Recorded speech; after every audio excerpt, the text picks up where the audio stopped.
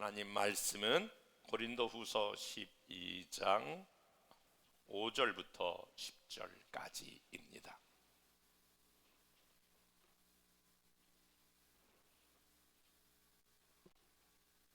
내가 이런 사람을 위하여 자랑하겠으나 나를 위하여는 약한 것들 외에 자랑하지 아니하리라. 내가 만일 자랑하고자 하여도 어리석은 자가 되지 아니할 것은 내가 참말을 함이라. 그러나 누가 나를 보는 바와 내게 듣는 바에 지나치게 생각할까 두려워하여 그만두노라. 여러 계시를 받은 것이 지극히 크므로 너무 자만하지 않게 하시려고 내 육체의 가시 곧 사단의 사자를 주셨으니 이는 나를 쳐서 너무 자만하지 않게 하려 하심이라. 이것이 내게서 떠나가게 하기 위하여 내가 3번 주께 간구하였더니 나에게 이르시기를 내 은혜가 내게 족하도다. 이는 내 능력이 약한 데서 온전하여 짐이라 하신지라. 그러므로 도리어 크게 기뻐함으로 나의 여러 약한 것들에 대하여 자랑하리니 이는 그리스도의 능력이 내게 머물게 하려 함이라. 그러므로 내가 그리스도를 위하여 약한 것들과 능력과 궁핍과 박해와 권고를 기뻐하노니 이는 내가 약한 그때의 강함이라. 아멘. 사람이 살아가면서 다 한 가지 공통적인 소원이 있을 것입니다. 그 공통적인 소원은 내가 하는 일이 잘 되었으면 하는 그런 생각을 너나 할 것 없이 갖고 삽니다. 그러나 우리가 우리의 인생을 살아오면서 경험한 것은 내가 모든 일이 잘 되길 바랐지만 결과론적으로 보면 모든 일이 잘 되는 것만은 아닙니다. 때로는 잘 되는 것 같다가 크고 작은 장애물 때문에 일이 막힐 때가 있고 힘들 때가 있습니다. 여러분은 여러분의 삶의 현장에서, 직장에서, 사업에서 여러분이 잘 되는 것을 방해하는 가장 큰 장애물은 무엇이라고 생각하십니까? 어떤 사람은 나는 다 되는데 몸이 너무너무 안 좋아요. 건강이 그 사람에게 장애물이 됩니다. 어떤 사람은 나는 모든 문제는 없는데 자녀 문제가 늘 내게 걸려요. 자식만큼은 내 마음대로 안 돼요. 자식이 내 삶의 장애물이 되지요. 어떤 사람은 다 되는데 이게 없어. 그래서 늘 어려워, 늘 힘들어, 거기에 묶여 있어. 재정이 그 사람에게는 장애물이 되지요.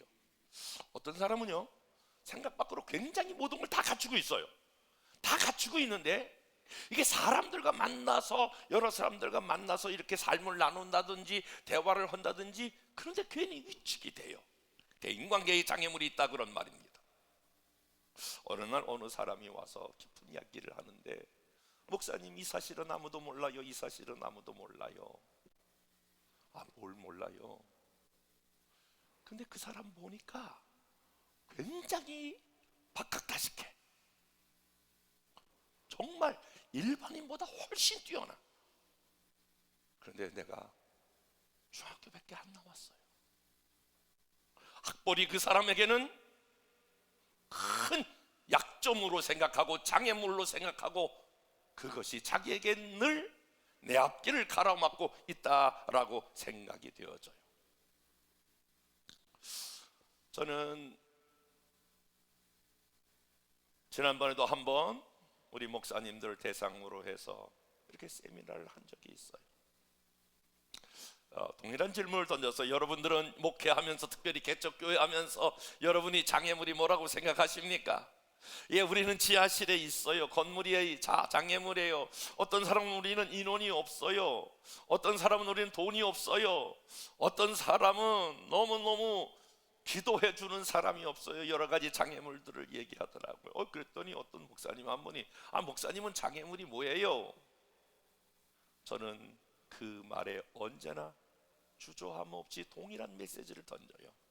저는 목회자로 살아온 지 40년 됐지만 언제나 내 목회의 가장 큰 장애물은 나 자신이라고 생각해요. 나 자신이 늘 목회의 걸림돌이 돼요. 그럴 때마다 제가 호소하듯 외치듯 반문하듯 외치는 메시지 하나가 있는데, 하나님 왜 나를 목사로 부르셨나요?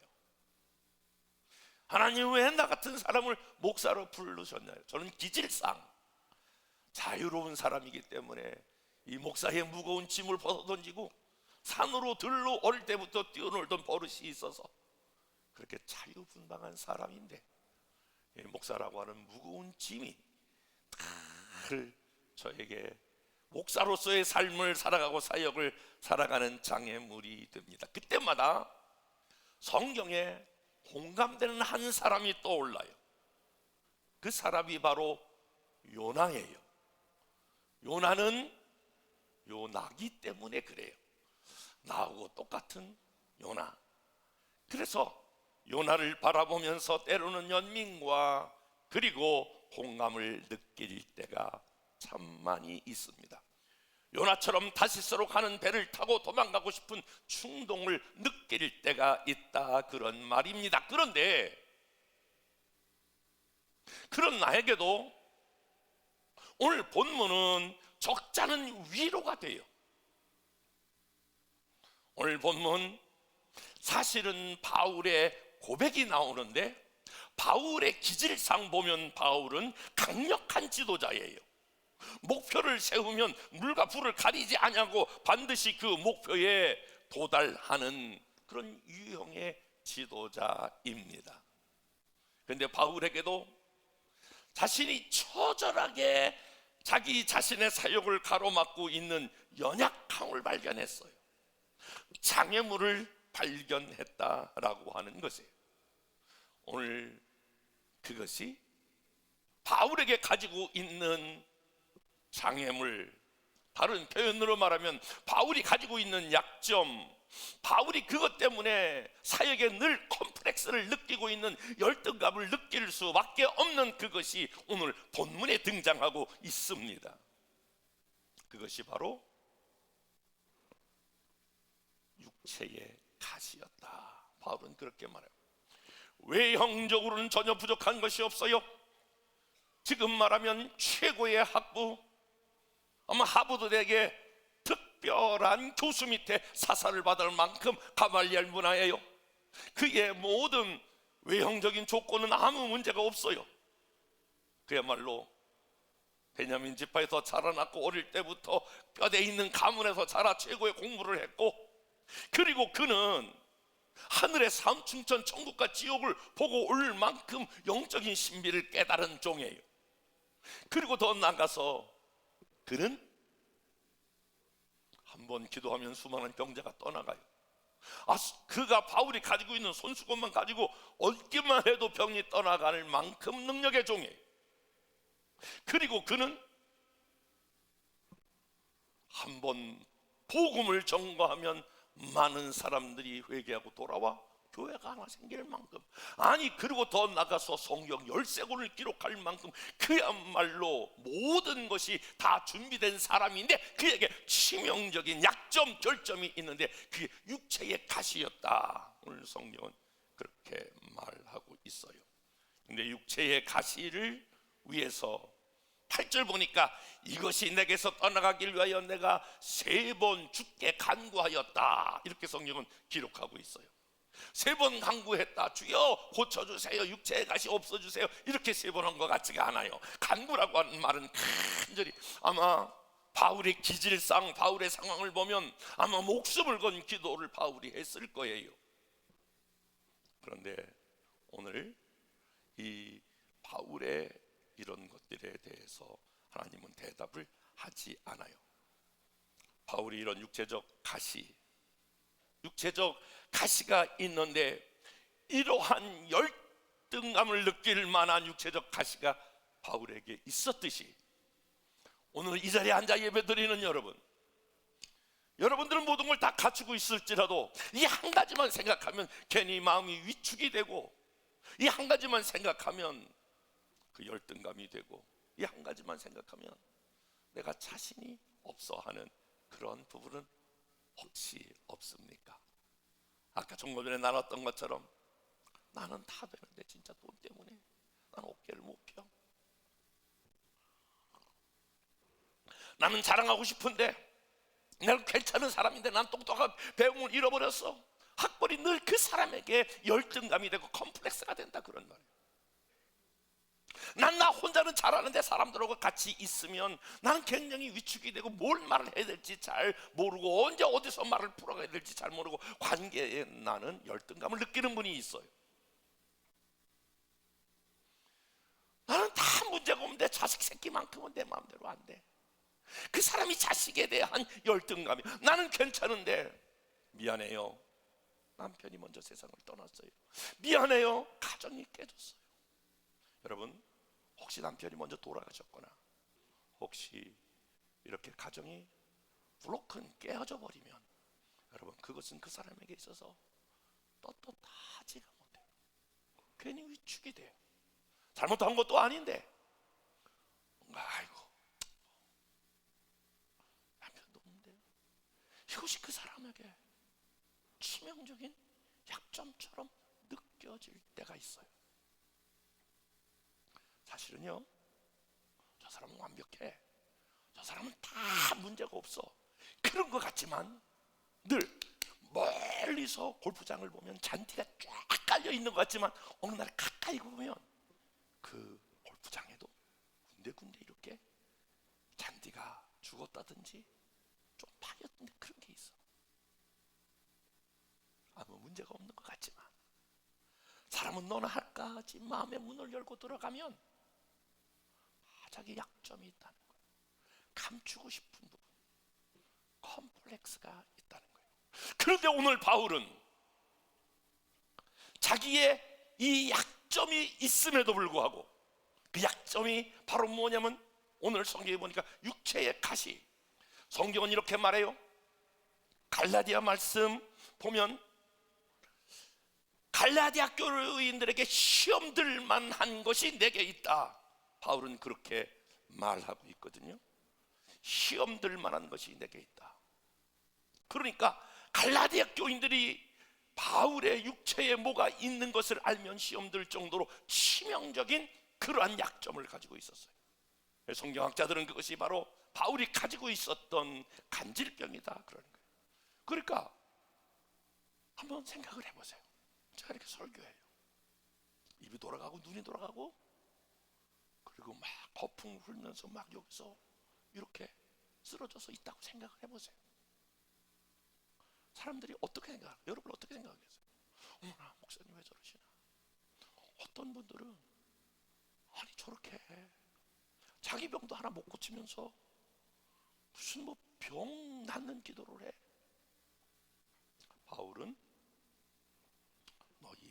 너희를 시험들 만한 게 내 육체에 있다.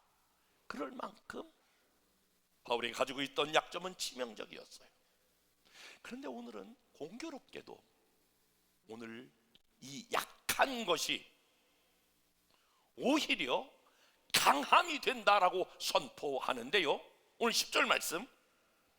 그러므로 내가 그리스도를 위하여 약한 것들과 그 능력과 궁핍과 박해와 곤고를 기뻐하노니 이는 내가 약한 그때의 강함이라. 따라서 해봅시다. 약한 그때의 강함이라.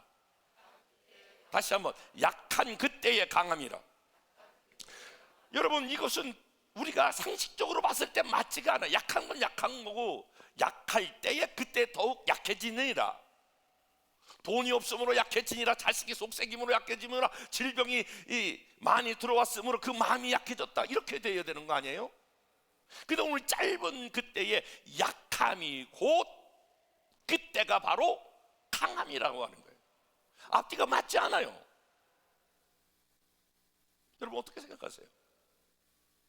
지금 바울이 지금 막 쓰러져서 보둥보둥 거려요. 근데 그것이 오히려 강함이 된다라고 하는 거예요. 무엇이 그렇게 될까요? 약한 건 약한 거예요. 육체의 가시는 육체의 가시예요. 근데 오늘은 바울이 자기의 연약함이 오히려 강함이 된다고 선포하는 것은 그것은 역설이에요. 성경은 역설의 진리를 말하고 있는데 역설, 영어로 말하면 패러독스, 모순인 것 같지만 진리라고 하는 말이에요. 오늘 바울은 여기서 역설적 메시지를 던지는데 모순인 것 같지만 그것이 바로 진리이다. 그게 뭐냐면 약한 것이 곧 강함이 된다라고 하는 거예요.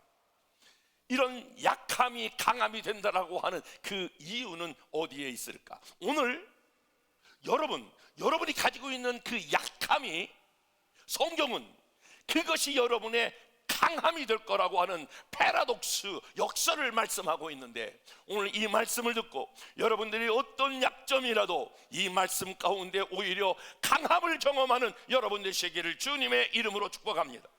도대체 이 연약함이 영적인 강함을 주는 유익이 무엇입니까? 사람이 연약하면 첫 번째로, 연약한 걸 통해서 우리가 인간임을 자각하게 됩니다. 내가 인간이로구나, 내가 연약한 인간이로구나, 내가 연약한 사람이로구나 라고 하는 것을, 그 약함 때문에 그것을 깨닫게 한다라고 하는 거예요. 여러분 보세요. 인생에 아무 문제가 없다고 생각해 보세요. 소위 잘 나가요. 모든 면에 나는 내 삶에 하나라도 부족함이 없다. 한번 그런 사람이 있다고 생각해 보세요. 그러면 어떤 생각이 들까요? 자기 능력에 대한 과대평가할 가능성이 대단히 많아요. 심리학자들에 의하면 사람은 자기 내면을 우상화하고 싶은, 신격화하고 싶은 충동을 느낀다. 다시 말하면 자아 신화 컴플렉스가 존재한다. 자기를 자꾸 신으로, 우상으로 자기 자신이 만들려고 하는 유혹을 받고 있다. 그런 이야기입니다. 여러분 잘 아시는 대로 사람이 처음 유혹을 받았을 때, 아담이 유혹받았을 때 사탄이 뭐라고 말합니까? 이 선악과를 따먹으면 너가 하나님처럼 되리라. 말도 안 되는 얘기잖아요. 그런데 인간이 거기 넘어가면, 그러면서 이제 원죄가 우리에게 찾아온 것이 아닙니까? 우리가 인생을 살아가면서 저는 목회하면 목회할수록 느끼는 것이, 정말 제가 가지고 있는 것들에 대한 가능성이 무너지는 거예요. 계속 그것을 하나님이 깨뜨리셔요. 그전엔 내가 모든 걸 다 할 수 있다라고 이렇게 생각했는데, 목회 40년 오면서 지금은 I am nothing. 나는 아무것도 할 수 없습니다. 나는 한 명의 주일학교 어린이도 나는 설득할 수 없는 존재입니다. 이걸 제가 피상적으로 말씀드리는 게 아니에요. 정말 뼈저리게 내가 할 수 있는 것이, 그전에는요 정말 뭐든지 다 할 수 있을 것 같았어요. 목회하면서 깊이 나 자신의 한계를 느끼고, 내가 이런 사람이로구나, 내가 이렇게 무능한 사람이로구나. 아니에요 여러분, 저뿐만이 아니라 여러분들도 나의 인간의 연약함을 인정하고, 나의 약점이 무엇이고, 내가 갖고 있는 아킬레스건이 무엇인가, 그것을 먼저 자각하는 게 필요해요. 그래서 여러분 고백, 나는 약한 사람이에요, 이것이 그냥 입술에 그냥 립 서비스가 아니라 이게 뼈저리게 우리에게 와야 될 줄로 믿습니다. 그런데 약한 것 때문에 오늘 그것이 열등감이 되지 않고, 그것이 걸림돌이 되어서 무너지는 사람이 많아요. 나는 우리 부모 잘못 만나가지고 평생 나는 이 고생이다. 부모 잘 만난 게 그 사람에겐 걸림돌이 돼서, 나는 우리 부모가 재산을 물려준 게 없어가지고 그것이 그 사람에게 걸림돌이 되어서, 나는 어릴 때 이렇게 상처받은 것 때문에 상처가 걸림돌이 되어서 늘 그 안에 있어. 나는 돈이 없으니까 사람이 날 무시하고 사람들이 날 알아주지도 않고, 교회에도 돈이 있어야 돼 그러면서 스스로 자기 상처에 갇혀서 그것이 바로 걸림돌이 되는 사람이 있어요. 그런 사람들의 대부분은 열등감으로 발생해요. 그것만 생각하면 내가 열등감. 사랑하는 여러분, 하나님께서 저와 여러분들에게 약한 그 부분이 컴플렉스라고 하는 그 부분이 걸림돌이 되지 않기를 주님의 이름으로 축원합니다. 바울은 자기를 알았어. 육체적 가시, 간질병이 있어서 넘어지고 쓰러지고 거품을 토하고 그런 약점이 있었지만 바울은 그것 때문에 걸림돌이 되지 않냐고 그 다음 단계로 그것이 오히려 바울로 하여금 하나님만 의지하는 단계로 나아가기 시작했어요. 사랑하는 여러분, 저와 여러분들에게 왜 약함을 주셨냐면, 왜 컴플렉스를 주셨냐면 그것 때문에 주저앉고 나는 가정이 깨졌어, 그것 때문에 여러분이 주저앉아 울라고 그런 게 아니야. 나는 공부를 못했어, 그것 때문에 여러분들이 매여 있도록 그렇게 하려고 하는 게 아니라, 나는 다 되는데 돈이 없어, 그것 때문에 여러분들을 거기서 울며 고통당하게 하려고 하는 것이 아니에요. 나는 자식 때문에, 그것 때문에 여러분들이 거기서 묶여서 있게 하려고 하는 게 아니라, 오히려 바울은 육체의 가시 때문에 한 가지, 오히려 그것이 하나님만 바라보고 하나님을 의지하게 하는, 약함이 하나님께 나가는 통로가 된 줄로 믿습니다. 바울이 하나님 앞에 기도했거든요. 하나님, 이 육체의 가시 없게 해주세요. 아마 여러분들도 기도할 거예요. 하나님, 이게 내 약점이에요, 이거 없겠어요. 근데 그 수많은 능력을 베풀었던 하나님이 바울에게 그런 놀라운, 하늘도 천국과 지옥을 다 보게 하고 성경을 쓰게 하고 영적 능력이 있어. 그게 소수것만 갖다 대도 이런 능력이, 아니 하나님이 능력이 없어가지고 그 바울의 육체적 가시를 제거하지 않았을까? 그런데 그거를 기도했을 때에 하나님께서 허락을 하지 않았어. 고쳐주지 않았다는 거예요. 그러면서 오늘 9절 말씀, 나에게 이르시되 내 은혜가 내게 족하도다 이러면서 너 계속 그러고 살아라, 그 메시지를 주는 거예요. 그런데 바울은 그것 때문에, 하나님 앞에 늘 자기 자신의 약함 때문에 하나님을 의지하고 하나님을 바라봐. 그 이후로 바울에게 수많은 고난이 닥쳤어. 아마 사역하면서 바울처럼 그렇게 많은 고난을 당한 사역자가 얼마나 될까요? 고린도후서 바로 11장, 오늘 고린도후서 1장 8절에서부터 9절 말씀에 보면, 형제들아, 우리가 다 같이 읽어보겠습니다. 시작.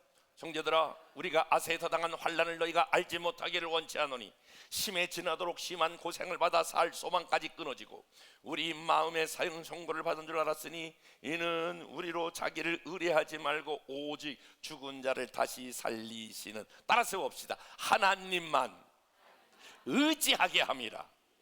다시 한번, 하나님만 의지하게 함이라. 바울이 그래서 하나님 앞에 그 육체적 가시 때문에 오히려 하나님만 의지하게 하는 그런 사람으로 바뀌었습니다. 하나님만 의지하니까 그때에 하나님의 능력이 그에게 임하였어. 오늘 약한 그때에 하나님의 능력이 임함으로 말미암아 강한 자로 바뀌게 된다라고 하는 것이에요. 사랑하는 여러분, 나는 여러분의 모든 약점이 하나님께 나아가는 기도의 통로가, 은혜의 통로가 되어서 그로부터 하나님이 주시는 놀라운 축복을 경험하는 귀한 역사가 있기를 주님의 이름으로 축복합니다. 죽은 자를 다시 살리시는 하나님만 의뢰하게 합니다. 여러분의 지금 약점, 하나님만 바라보고 하나님만 의지하고 하나님 앞에 기도하는 하나님의 사람이 되기를 축복합니다. 그러면서 바울은 이렇게, 나는 그러기 때문에 이제 내가 자랑할 만한 건 너무너무 많이 있지만 나 그런 거 다 집어치우겠어. 나 그런 거 이제 자랑하지 않을 거야. 나는 나의 약함만 자랑할 거야. 왜냐하면 나의 약함 위에 하나님의 능력이 머무르기 때문에 나의 자랑은 나의 약함이라고 고백하면서 약함이 곧 하나님의 능력이 임하는 귀한 통로가 될 것이라고 바울은 선포하고 있습니다. 여러분의 약함이 하나님의 능력이 머무르는 거룩한 통로가 되기를 주님의 이름으로 축복합니다.